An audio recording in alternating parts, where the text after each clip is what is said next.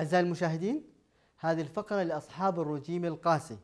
هل تنجح طرق الرجيم الحديثة في الحصول على نتائج أسرع في إنقاص الوزن؟ ما الفرق بين الرجيم الكربوهيدرات ورجيم النشويات؟ وما فوائدها وما أضرارها؟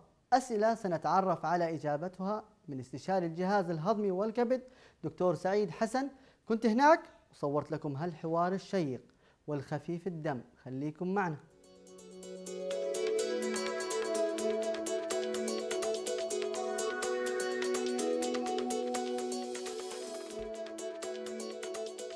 أعزائي المشاهدين، أهلا وسهلا بكم في فقرة جديدة من فقرات المجلة.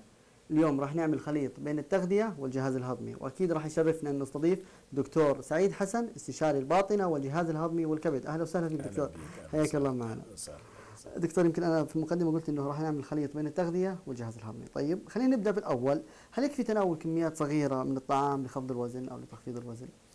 والله دايما أنا بفضل الرياضة مع التغذية، أنت فاهم قصدي؟ نعم. وبيعتمد برضه اللي هيقلل الأطعمة أو كمية الأطعمة ده حجمه قد إيه أو وزنه قد إيه. يعني ممكن يفيد في واحد سمارت زيك كده، الله يخليك، واخد بالك، كميات صغيرة تمام. الله يخليك. طيب ممكن على حسب نوع الجسم وعلى حسب المجهود اللي بيقوم بيه، فما نقدرش يعني يبقى ده هو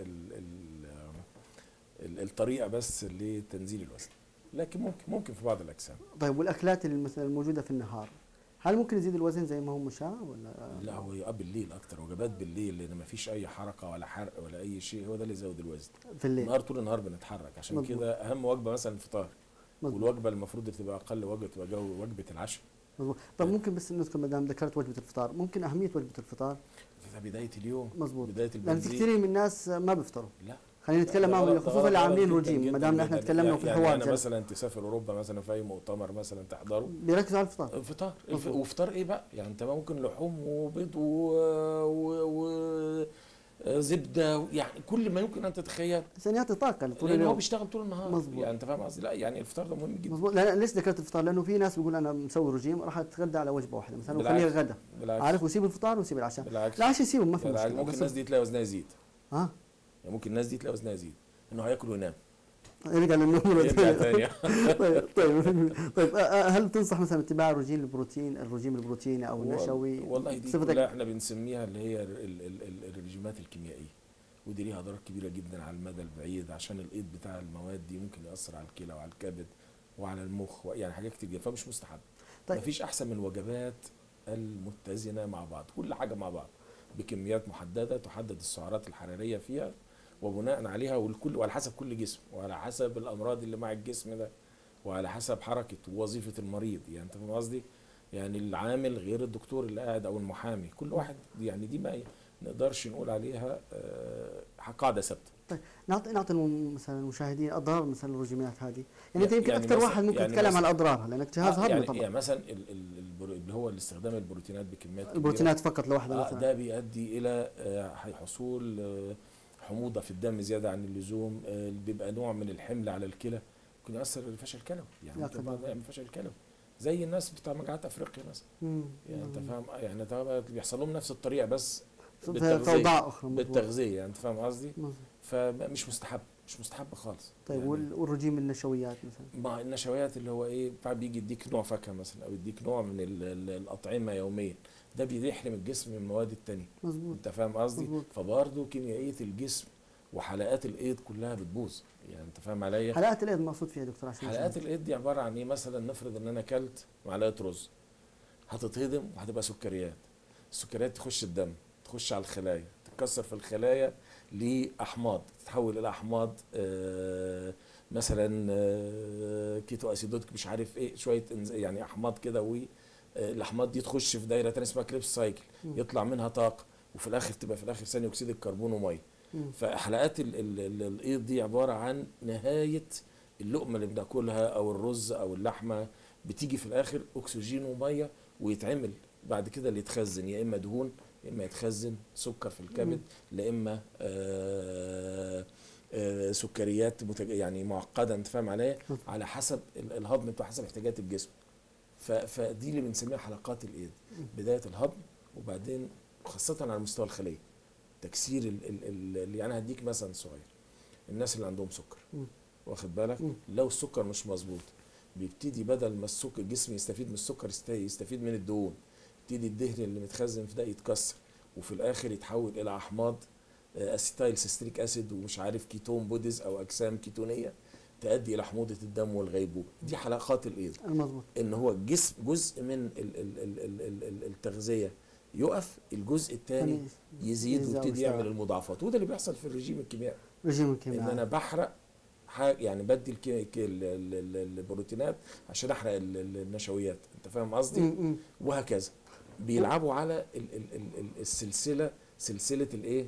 الايض داخل الجسم. طيب وحبوب التخسيس، لان هذا سؤال شائع. دي اخطر حاجه في الدنيا بصراحه. انا بيجي لي المريض هنا شوف لي حاجه، يعني انا مبسوط ان معظم الادويه دي اتشالت من السوق. مظبوط. اولا لها تاثير ضار جدا على خلايا الجسم، خلايا الجسم بشكل عام، خلايا المخ اسف، خلايا المخ لها تاثير اساسا على التركيز والعمل وقياده السيارات، انت فاهم عليا؟ مظبوط. الى جانب الاعتماد عليها. وبعدين بتيجي بعد فتره ما بتشتغلش، يعني بتيجي بعد فتره ما بتشتغلش، يعني انا بديها له ما اشتغلش. يعني ممكن يخسر الجسم املاح رياضه وتغذيه، رياضه وتغذيه، تنظيم شويه في الاكل وشويه رياضه. ماشي يا اخي، ماشي نص ساعه. هو طبعا جو الرياض ما يساعدش على المشي، مشايه في البيت. مظبوط. يعني مشايه عجله في البيت، جهاز السير، يعني انت فاهم قصدي؟ تريدميل، يعني انا ما بنقولش اي حاجه. فهي دي شويه تنظيم بسيط في الاكل ورياضه، ونقلل وجبه العشاء 3 ل 5 كيلو في الشهر. 3 5 كيلو في الشهر لو تبعنا الرجيم هذا. يعني لا رجيم كيميائي ولا رجيم نشويات ولا رجيم يعني لازم انه الجسم مثلا تكون طاوله السفره تكون كل العناصر الغذائيه موجوده فيها، لان الجسم محتاج. لايف ستايل. بص اللقمه وعلى بقك كده، الحياه اليوميه مش يعني لو جت على البق مش هتقول له لا. مظبوط طبعا. فهي اخرج لك بره الموضوع في حاجه كويسه. نخرج احنا. انا قريت امبارح مقاله في الايميل كاني كلت. كاني كلت. كان في واحد تركي، انت فاهم قصدي؟ كل ما يشوف حاجه حلوه، وكان راجل على قد حاله، يقول لك كاني كلت ويحوش الفلوس. وكاني كلت، يقول لك الراجل ده ربنا مد في عمره 90 سنه هيحوش. ما حوش بقى، وعمل ايه بدل ده؟ عمل جامع بيتصلى فيه في تركيا دلوقتي، ما شاء الله. عباره عن سور ومأذنتين وفرشه يعني خضره. الناس بتصلي من غير اشهر جامع في تركيا مسميينه كاني كلت. ما شاء الله. فهي عايزه كده، عايزه اراده. اللي انا عايز اقوله لك عايزه اراده. مظبوط. هو ده راجل يعني ربنا خد خير الدنيا والاخره وكاني كلت. فهي عايزه اراده بس، مجرد اراده وشويه رياضه. لو الجمله كاني لعبت، هل الرياضه ممكن لوحدها بتكفي؟ دي من اهم حاجات في الدنيا. الرياضه ممكن تخفف الرجيم لوحدها بدون دايت؟ جدا. على الاقل بتحافظ على الجسم في الفتنس او في الفتنس بتاعه. يعني مده الرياضه كم دكتور؟ والله يعني نص ساعه ماشي يا اخي. ده في الناس الكبار اللي زيك نخليهم ساعه. الشباب اللي زي يوميا ساعه، نص ساعه يوميا لساعه، ممتازه قوي. حلو. في لها فوائد معينه مثلا على الجهاز الهضمي؟ دي كل فايده ممكن تصورها في الدنيا على الجهاز الهضمي بالذات. على الجهاز الهضمي. موضوع الجهاز الهضمي هو الدم بيتوزع.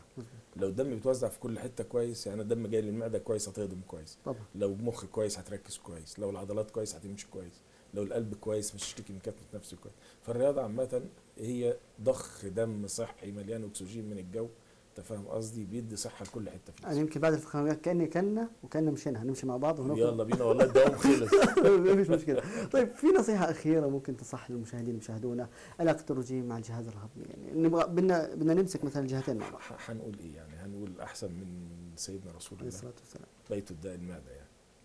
يعني كل بلا الانسان ومشاكله كلها في جهازه الهضمي.